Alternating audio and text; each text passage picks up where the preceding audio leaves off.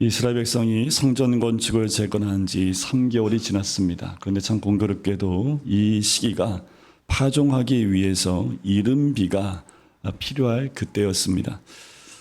이른비는 파종 전에 와야 되고요. 늦은 비는 추수 전에 와야 큰 수확을 기대할 수 있었습니다.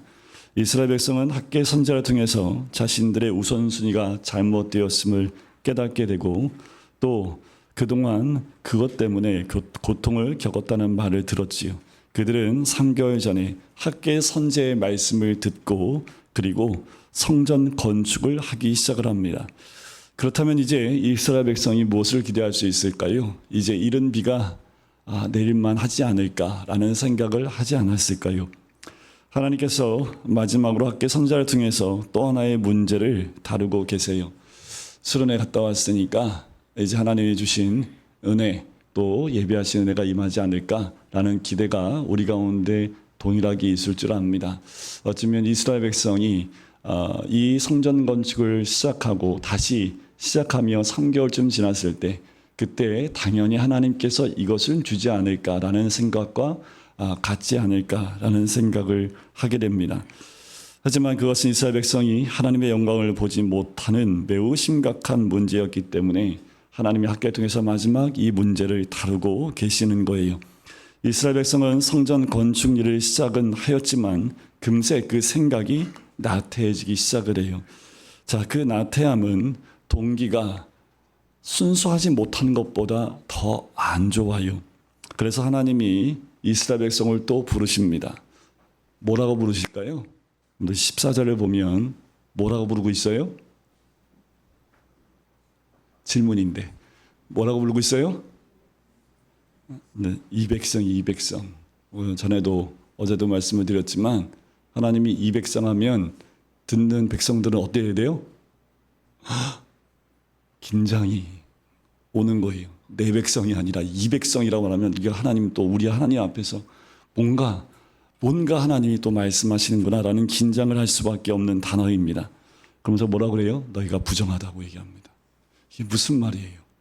주님 말씀해 주셔서 우선순위를 바꾸고 성전을 다시 재건하기 시작을 했는데 남대시 하나님이 이 백성이 부정하다고 얘기하는 거예요. 그들이 하는 모든 일이 그리고 하나님께 드리는 제물도 다 부정하다고 얘기하세요. 얼마나 이들이 충격을 받았을까? 또 얼마나 섭섭했을까요? 주를 위해 그렇게 헌신하며 지금 성전을 다시 건축해가고 있는데 그들에게 너희가 부정하다. 하는 일도 부정하고 재물도 부정하고 다 부정하다고 얘기를 해요. 그게 얼마나 섭섭할까라는 거지요. 하나님께서는 율법의 제사법을 법으로 이것을 말씀하고 계세요. 하나님께서는 제사장들에게 율법에 관한 두 가지를 물어보라고 학계 선지자에게 말씀을 합니다. 자, 어떤 사람이 옷자락에 하나님께 바쳐진 거룩한 제물을 고기를 쌌어요. 그래서 그 옷자락이 그 제물에 닿았다고 해서 거룩한 성물이 변하겠느냐라는 거예요. 이게 첫 번째 질문이었죠. 학계 선지자가 제사장들의 질문을 했어요. 제사장들이 그렇지 않다고 대답을 합니다. 또 하나를 물어요. 시체를 만져서 부정하게 된 사람이 거룩한 제물을 만지게 되면 그 제물이 부정해지는가? 당연하지요. 제사장들이 얘기합니다. 이게 무슨 말일까요? 왜 이 질문을 할까요? 이건 이거예요. 부정함은 전염이 되는데 거룩함은 그렇지 않다라는 거예요. 부정한 손으로 제물을 만지면 그 거룩한 제물이 부정해지지만 거룩한 제물이 부정한 것에 닿는다고 해서 부정한 것이 거룩하게 되지 않는다라는 거예요. 비유하건대 이런 거지요. 감기는 전염이 되지만 건강은 전염되지 않습니다. 지금 이 부분을 학계가 지적을 하고 있는 거지요. 하나님께서는 이로써 두 가지를 지적하십니다. 첫째는 이스라엘 백성들의 잘못된 생각에 대한 거예요. 그들은 자기들이 하나님의 성전을 짓고 있다는 그 외적 행위 때문에 자신들의 거룩해지는 것이 아니라는 사실을 알아야 했습니다. 그들은 또한 자기들이 성전 건축을 하는 그 행위를 하고 있기 때문에 당연히 하나님의 보호하심과 또 하나님의 축복을 받을 권리를 가지는 것도 아니라는 사실을 이들이 알아야 했습니다. 그러나 이스라엘 백성들은 어느새 이런 착각 속에 있는 거예요. 자, 이제 우리는 성전을 짓고 있다. 그러니까 당연히 이제 거룩한 사람이 되었고 하나님께서는 우리를 축복할 것이다 라는 생각을 갖게 된 거예요. 근데 어떠십니까? 우리가 수련회 갔다 오니까 좀 거룩해지신 느낌이 나세요? 하나님의 은혜를 받고 나니까 우리의 신앙이 조금 한 단계 업그레이드 된 것 같은 느낌이 드세요? 갔다 오니까 뭔가 좀 달라진 것 같은 느낌이 드십니까? 아니면 한순간에 무너짐을 경험하고 오셨습니까? 항상 수련의 은혜 받으면 집에 돌아가자마자 항상 쏟아지는 일이 준비되어져 있지요. 여러분들 왜 그럴까요? 네, 이렇게 보시면 돼요. 아무것도 없었는데요, 목사님. 그러면 내가 은혜를 안 받았구나. 은혜를 안 받아서 별일 없었구나 라고 생각하셔도 될 것 같아요. 그런데 꼭 은혜를 정말 경험한 사람이 삶의 현장으로 돌아오면 그 은혜가 바닥까지 드러나는 사건들이 항상 준비되어 있어요. 왜 그럴까? 하나님이 그걸 왜 허락하실까요? 똑같아 너라는 거예요. 네가 은혜를 많이 받았지만 달라진 거 없다라는 거예요. 유다가 멸망하기 전에 그들의 선조들이 가지고 있었던 태도와 조금도 다르지 않아요. 그들은 열심히 성전 제사를 드렸지요. 이것에 근거해서 자기들의 삶이 엉망이었음에도 불구하고 망하지 않겠다라고 생각을 했던 거예요. 이런 조상들과 조금도 다르지 아니하는 이러한 종교적 태도들이 이들을 사로잡기 시작하는 거예요. 태만해진 생각이 문제입니다. 여러분들 우리도 그렇지 않습니까? 뭔가 교회에서 열심히 하고 열심히 나오고 주일을 열심히 하고 있느라면 어느새 하나님이 나를 축복하지 않을 수 없겠지 하는 생각이 들 수 있다라는 거예요. 하지만 성경은 이 태도를 무섭게 지적하고 있다라는 거예요. 예레미야 선지자가 이렇게 얘기합니다. 여호와의 일을 게을리하는 자는 저주를 받을 것이요. 굉장히 무서운 말씀을 하지요. 이 게으른 태도는 깊이 들어가려고 하지 않고 어떻게 되겠지 하며 쉽게 가려고 하는 태도입니다. 신앙의 깊이와 하나님을 더 깊이 만나는 자리, 그 자리로 나오지 않고 그냥 어느 정도 선까지만, 그리고 내가 몸으로 하는 것으로만 그것이 가능하다라고 생각을 하는 거예요.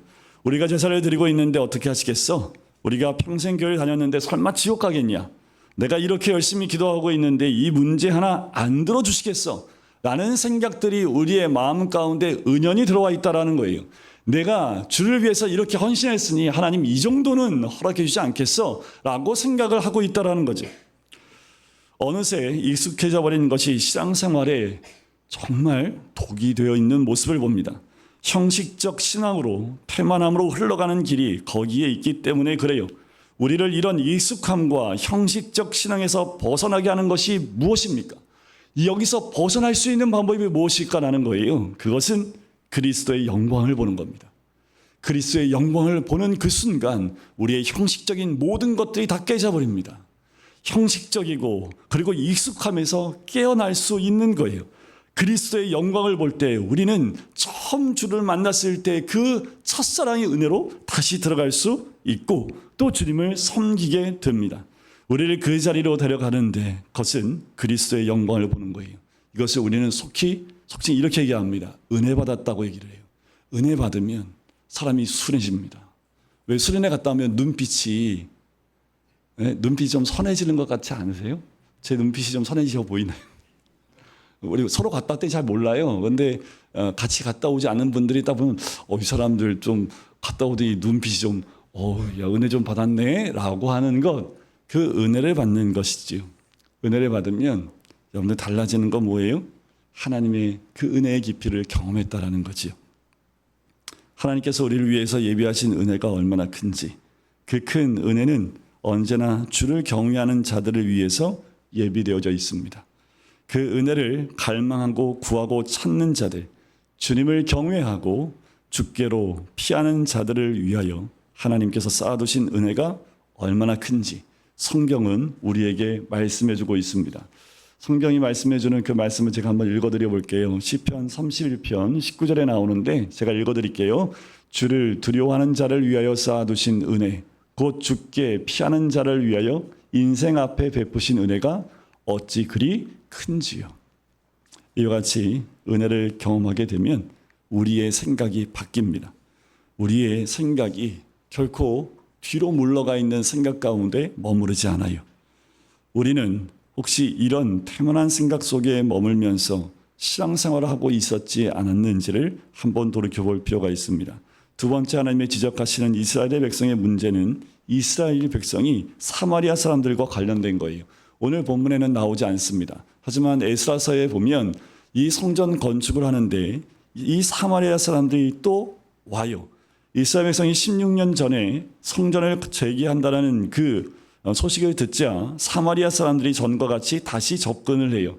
지금 이스라엘 백성은 성전을 건축하는데 많이 힘들어요. 힘에 붙여 있는 이 유대인들입니다. 근데 돕겠다고 와요. 유혹거리가 됐지요. 그들이 방해하는 대적으로 오는 것이 아니라 표면적으로 도와주겠다고 오는 거예요. 그런데 하나님이 선지자를 통해서 하신 말씀은 너무도 명확합니다. 부정한 사마리아 사람들이 유다 백성과 함께 일한다고 해서 거룩해질 수 없으며 도리어 거룩한 유다 백성들이 부정한 사마리아 사람 때문에 부정하게 될 것이다라는 거예요. 이 부정함은 유다 사람들의 삶의 모든 국면에 영향을 미칠 것이다라고 경고하시는 거예요. 그러니 이스라엘 백성은 결단을 해야만 했습니다. 거룩을 유지하는 것을 선택할 것이냐, 아니면 사마리아 사람의 호의를 거절하지 않는 그쪽으로 선택할 것이냐. 이스라엘 백성에게 선택을 요구하는 거지요. 하나님이 기회 주는 거예요. 여러분, 오늘날에도 이와 같은 동일한 문제가 교회에서 일어나요. 세속화된 교회의 모습들 가운데 세상의 것들이 교회 안으로 스멀스멀 들어오고 있다는 거지요. 성전된 교회의 모습, 그 성전된 교회의 모습은 오직 누구만 드러내야 돼요? 그리스도만 드러내야 됩니다. 성전된 우리에게는 누구만 보여야 돼요? 그리스도만 보여야 합니다. 그런데 교회 안에 세상의 방법들이 들어오고 세속적인 방법들이 들어오기 시작을 합니다. 세상이 교회를 바꾸지 못해요. 하지만 교회는 세상을 바꿀 수 있습니다. 여러분들, 우리는 세상을 통해서 영향받아 세속화되는 교회가 되지 않기를 원합니다. 성경적인 기준을 가져야지 세상적인 기준을 가지고 교회에서 행사나 많은 것들을 진행하면 안 된다라는 거예요. 교회는 거룩합니다. 거룩함을 유지하고 거룩함 가운데 나가고 거룩함을 추구해야 될 것이 교회라는 거예요. 교회를 지배하는 원리는 언제나 거룩함입니다. 거룩함이 효율성보다 중요한 곳이 바로 교회입니다. 하나님의 것을 세상 것과 섞을 수 없지요. 교회에 권징이 존재하는 이유가 여기에 있습니다. 종교개혁자였던 칼빈이 교회의 요소 가운데 마지막으로 이야기하는 것이 권징입니다. 권징의 바른 시행이 없다면 그것은 참된 교회가 아니다라고 말할 정도예요. 거룩함을 포기하고 효율성을 취한다면, 그리고 그런 유혹에 넘어간다면 교회는 그리스도의 영광을 잃어버리고 복음의 능력도 상실하게 되는 거지. 그러므로 교회의 관심사, 교회의 지체인 성도들의 관심사가 무엇이어야 마땅하겠습니까? 우리 스스로, 또 우리 교회가 거룩을 유지하고 그것을 더 강화시키고 상승시키는 일이 우리의 근본 관심사가 되어야 돼요. 우리의 모임 가운데 주제가 거룩이어야 합니다. 우리 가정의 주제가 거룩이어야 돼요. 우리 공동체가 모여서 나눌 때마다 중심이 거룩이어야 합니다. 우리가 무엇을 했고 어떻게 섬겼다는 것보다 더 중요한 것은 우리의 거룩을, 하나님이 허락하신 그 거룩함을 회복하는 그 길을 선택해 가는 거지. 그러기 위해서는 뭐가 필요해요? 말씀이 필요합니다. 때로는 힘들고 어려운 말씀들이, 나의 가슴을 찢는 말씀들이 들어올 때 오히려 감사하고 기뻐해야 되겠지요. 왜요? 그 말씀이 나를 거룩하게 하기 때문에 그래요. 어떻게 하면 주님의 교회인 금강교회가 더 거룩하고 정결한 교회로 설 수 있을까? 우리는 말해야 합니다. 이것이 오늘 주님께서 선지자를 통해서 이스라엘 백성에게만 주신 말씀이 아니라 이제 수련회의 마지막 말씀을 듣는 우리에게도 하시는 말씀이에요. 이번 전교인 수련회 유익이 참 많지요. 굉장히 많습니다. 그 가운데 정말 중요하게 생각하는 유익이 한 가지 있다면 우리 모두가 하나님의 거룩한 성전이 되어가고 있다는 거예요. 어디서 이것을 발견했냐면 상대방의 부족함이 보인다는 그 소리 들을 때, 야, 성전 돼가고 있구나. 서로에게 좋은 모습만 보이는 게 아니라 이게 2박 3일 동안 지지고 볶고 한 자리에서 같이 자고, 저 사람은 왜 이렇게 코골구나, 저런 사람이 여기서 잤는데 왜 여기서 일어나고 있어 하면서 그 사람의 연약한 부분들이 막 눈에 보여요. 그게 거룩을 위한, 거룩한 성전을 위해서 하나님이 보여주신 모습들이죠. 아, 하나님이 우리 교회를 거룩하게 세우시려고 하시는구나. 때로는 이 모습 때문에 시험에 든다. 알고 하나님이 우리 교회를 흔드시는구나. 또 깨우고 계시는구나 라는 생각이 들어요.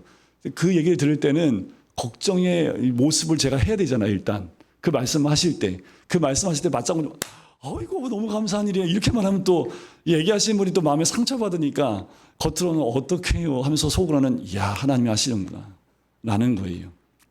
여러분들 우리는 수련회 통해서 상대방의 연약함을 보는 거예요. 상대방의 그 모난 부분을 보는 거예요. 왜 보여주셨을까요? 왜 그걸 경험하게 하셨을까요? 그것은 우리가 하나의 성전으로 지어져갈 수 있도록 보여주신 거예요. 그래서 많이 볼수록 또 많이 보게 하실수록 그 사람으로 하여금 성전으로 지어져 갈 수 있는 기회를 허락하셨다라는 거지요. 분명히 이스라엘 백성의 우선순위가 바뀌고 나서 그들의 삶의 삶도 바뀌었습니다. 수련회를 통해서 우선순위가 바뀌는 결단, 그러면 그 결단 가운데 하나님의 은혜가 주어지지요. 하나님께서 그들에게 은혜를 베푸시기 시작을 합니다. 그런데 여러분들 징계와 축복은 어떻게 주어지시는 걸까요? 하나님이 자기 백성을 징계할 때 여러분들 언제 징계하실까요? 말씀에 보면 하나님의 징계는 참 오래 참으십니다. 이스라엘 백성 490년을 참아주셨어요. 올바로 안식년을 지키지 않는데 한 번 안 지킨다고 하나님이 바로 징계하시는 게 아니라 참아주시는 거예요. 하나님이 이렇게 인내해 주시니까 사람들이 어떻게 해요? 하나님의 인내를 갈보기 시작을 해요. 근데 반대로 하나님의 축복은 언제 임합니까? 딱 돌이키는 순간. 딱 돌이켜서 우리의 방향을 하나님께로 딱 트는 그 순간부터 하나님이 예비하신 복이 임하기 시작을 합니다. 우리 하나님 이런 하나님이세요. 여러분들 믿고 있는 하나님이 이런 하나님이십니다. 그러니까 돌이켜야 돼요? 안 돌이켜야 돼요? 바꿔야 돼요? 안 바꿔야 돼요? 안 바꾸시면 지금 하나님의 인내하심이 끝에 와 있을 수도 있어요. 여러분 489년 12월 30일 하루만 지나면 하나님의 인내하심이 있을 때 우리에게 기회를 주시는 거지요. 이스라엘 백성은 이제 성전 건축을 다시 시작했을 뿐입니다. 아직 그 일이 끝난 것은 아니에요. 그런데 하나님 말씀하시지요. 19절 맨 끝에 이렇게 나옵니다. 오늘부터 내가 너희에게 복을 주리라. 여러분이 하나님의 축복을 얻으려는 목적 혹은 어떤 문제를 해결받으려는 목적을 가지고 매일 기도하고 말씀 읽기를 시작하셨다면 그것은 잘못된 동기입니다. 그러나 우리가 하나님을 사랑하기에 또 하나님께 순종하고 하나님을 예배하고 싶어서 그 일을 시작하셨다면 바로 그날 하나님의 축복은 시작되는 거예요. 수련회에서 마음을 열고 예배를 하고 마음을 열고 찬양을 하고 여러분들 우리 아이들이 워십할 때 저는 첫날 저걸 따라할 수 있을까? 라는 마음에 그런데 한쪽 마음에는 할 수 있을 것 같은데 제가 이렇게 좀 흔들어 보니까 제가 이 정도 흔들면 마르다 분들은 그냥 바로 따라 하실 수 있는 것 같아요. 그래서 제가 마르다 분들을 세운 거예요. 여러분 우리가 시작할 때 하나님은 은혜로 채워주신 줄 믿습니다. 하나님께서는 얼마 전에 그들의 삶을 회상해 보라고 하세요. 15절에 그 내용이 나오지요. 우리도 기억해야 합니다. 은혜에서 멀어졌을 때 또 그 은혜가 고갈됐을 때 우리의 모습들을 기억하셔야 돼요. 그때는 성전 건축이 황무한 채 벌어졌던 때입니다. 그때 그들은 20석의 곡식더미를 털면 10석밖에 나오지 않았고요. 50그릇의 포도주를 얻곤 하던 포도주 틀에서 20그릇밖에 얻을 수 없었던 거예요. 삶에 만족이 없었고 곤고했습니다. 근데 삶에 만족이 없고 곤고하신 분들 계십니까? 그렇다면 학계의 말씀을 통해서 돌이키라고 하시는 거예요. 게다가 하나님은 그나마 있는 것도 어떻게 해요? 다 싹 쓸어 가시는데 한재와 깐풍기와 깐부기와 우박과 이런 것들로 거둬가세요. 하나님께서 왜 그때를 회상하라고 하실까요? 행복의 조건이 물질에 있다고 생각하고 살아가는 한 하나님은 그것들을 거둬가십니다. 우리의 행복의 조건은 물질에 있지 않아요.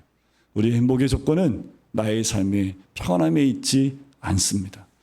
여러분들 제가 보니까 이제 광복 80주년인데 여러분들 7, 80년 전만 해도 우리나라 GDP가 몇백 불이 안 됐습니다.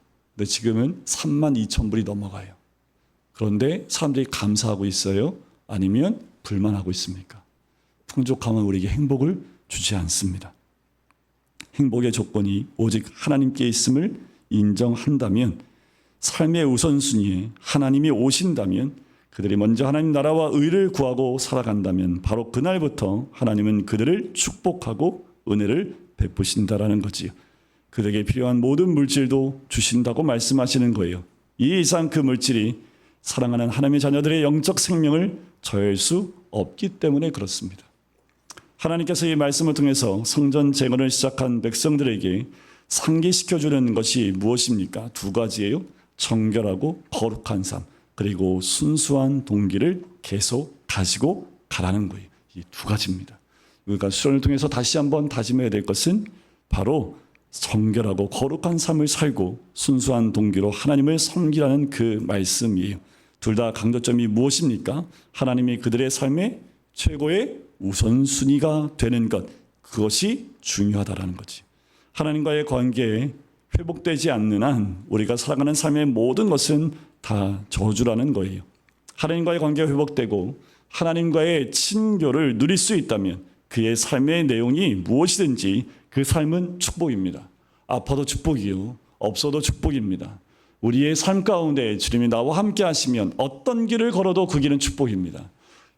골짜기를 지나도 주님이 함께 하시면 그 골짜기는 축복된 골짜기로 바뀌게 되는 줄 믿습니다. 하나님께서 이 말씀을 주신 날 다시 학계 선지자를 통해서 새로운 말씀을 주세요. 20절 말씀이죠. 그것은 그들의 살아생전에 이루어질 일들을 말하는 것이 아니라 소망 가운데 살아갈 수 있는 말씀입니다. 이미 마지막 때에 있을 사건을 6절과 7절에서 주신 것인데 그것을 반복해서 전하고 있어요. 이것은 세계적인 심판의 확실성을 다시 한번 확증해주고 있는 경고입니다. 6절과 7절에서 하나님의 심판과 함께 하나님 앞에 모든 나라가 무릎을 꿇게 될 것을 강조하고 21절과 22절에서는 보편적인 하나님의 심판이 강조되고 있어요. 이렇게 하나님의 심판이 전 세계적으로 임할 때 23절에 세 번째 줄에 그날에라고 하는 그날입니다. 그때 하나님께서 하나님의 택하신 종으로 스룹바벨을 안전하게 취하실 것으로 하나님의 도장으로 삼겠다고 이야기합니다. 근데 이 놀라운 은혜의 말씀이에요. 이게 마지막 절 말씀인데 얼마나 놀라운 축복된 말씀이냐 하면 스룹바벨은 그 어떤 가공할 하나님의 심판이 주어진다 하여도 하나님 손에서 안전을 누릴 것이다 약속을 해요. 자, 이것은 모든 그리스도인들을 향한 약속이기도 합니다. 그리스도를 사랑하는 그리스도인은 하나님의 심판의 그날의 안전을 보장하겠다라는 거예요. 너를 인장으로 삼는다, 그 말은 하나님께서 가장 중요한 존재로 여기신다라는 거예요. 사랑과 보살핌과 즐거움의 대상으로 삼겠다라고 말씀을 하는 거예요. 스룹바벨을 향하여 그날에 내가 너를 취하고 너를 인장으로 삼으리라 라고 말씀하는 거지요. 그럼 스룹바벨이 누굽니까? 스룹바벨이 누구길래 하나님이 이렇게 축복을 하십니까? 스룹바벨은 유다가 바벨론에게 망할 때 바벨론으로 잡혀갔다가 사면받고 죽은 여호야긴 왕의 손자예요. 예레미야 선지자를 통해서 하나님은 여호야긴, 바로 이 여호야긴의 후손은 다시는 왕위에 앉지 못하리라고 저주하신 바가 있어요. 그러니까 그 저주를 받은 그 왕족의 후손입니다. 그렇다면 여기서 하나님이 스룹바벨을 축복하시는 것은 예레미야를 통해 저주하는 것을 취소하는 것입니까? 여기서 단순히 유다 왕국의 왕권을 회복하고 계승하는 그 문제가 아니에요. 오히려 예수 그리스도의 영원한 왕국의 회복의 계승을 스룹바벨을 통해서 이루시겠다라는 그 의미입니다. 즉 예수님께서 스룹바벨의 족보를 통해서 오실 것이며 스룹바벨이 세운 성전의 실체로 오실 것을 의미합니다. 바로 스룹바벨이요, 성전 건축의 사명을 다하지요. 그래서 저주가 축복으로 바뀌는 것을 우리는 여기서 보는 거예요. 전적인 하나님의 은혜지요. 우리는 저주받을 수밖에 없는 사람들이었습니다. 예수 그리스도를 믿음으로 이젠 저주가 아니라 복된 자리로 나아간 사람들이지요. 그러니까 우리는 무엇을 회복해야 합니까? 스룹바벨처럼 하나님 말씀하신 성전이 회복되어지는, 그래서 그 회복된 가운데 하나님의 자녀로 또 하나님의 복을 누리는 주의 백성이 되어야 될 줄 믿습니다. 우리 시대와 함께 선지자의 시대는 여러모로 많이 비슷해요. 지금 이 시대의 많은 교회들, 저희 교회를 통해서 뿐만 아니라 이 땅에 있는 수많은 교회, 전 세계에 있는 수많은 교회의 모습이 학계 선지자가 경고하고 있었던 그 이스라엘 백성의 상황과 별반 다르지 않아요. 여러분들, 유럽 교회들은 많이 무너져 가고 있고 다시 회복하고 있다는 이야기가 들리기도 합니다. 미국과 한국의 복음주의 교회들도 너무나 돈과 물질과 세속주의의 포로 되어진 모습들을 보여주고 있지요. 교회가 전체적으로 타락했다라는 것은 교회를 구성하는 그리스도인들의 삶이 무너졌다라는 거예요. 뭐만 바라봐요? 뭐만 추구하고 있습니까? 그것을 보면 우리 그리스도의 삶이 어떠한지를 짐작해 볼 수 있지요. 삶의 우선순위가 어긋나 버렸습니다. 어긋나 우선순위를 가지고 살아가는 것이 모든 그리스도인들에게 정상처럼 보여지고 여겨지는 세상이 되어져 버렸다라는 거죠. 더 이상 그들의 삶의 목표가 하나님을 즐거워하고 하나님을 영원롭게 하는 것이 아닌 게 되어졌어요. 오히려 교회 안에서 이것을 선포하고 이것을 얘기하면 이상하게 봐요. 교회가 사람이 더 많아져야 되고 교회가 더 크게 져야 되고 더 풍성함을 누려야 되고 더 좋은 것 먹어야 되고 그쪽에 모든 신경이 다 가 있다면 하나님은 아니라는 거예요. 우리가 회복해야 될 것은 하나님을 인하여 즐거워하고 기뻐하는 것, 하나님을 영원롭게 하는 겁니다. 여러분, 우리의 삶이, 우리의 중심이 이곳으로 향할 때 학계를 통해서 마지막 선포하신 그 놀라운 회복의 은혜가 우리 가운데 임하게 될 줄 믿습니다. 제가 이 말씀을 준비하면서 아이고 하나님, 이스라엘 백성만 그러면 좋은데 왜 이 말씀을 제가 선택을 했을까? 마지막에 복만 빌어드리고 그냥 끝나면 참 좋겠는데 수련의 마지막 날 말씀이 똑바로 살아라 이 말씀을 주시니 원래 그래요. 그런데 은혜는 하나님 말씀대로 순종해 사는 거지. 그게 하나님이 우리에게 주시는 오늘부터 누리는 복이 될 줄 믿습니다. 우리가 삶의 우선순위를 제대로 잡고 이후의 모든 삶이 주의 영광과 또 하나님을 영원롭게 하는 것이 목적이 되어져 나의 호흡부터 내가 무엇을 먹든지 어느 곳을 가든지 그 중심이 주께 회복되어지는 하나님의 은혜가 있기를 주님의 이름으로 간절히 축원드립니다.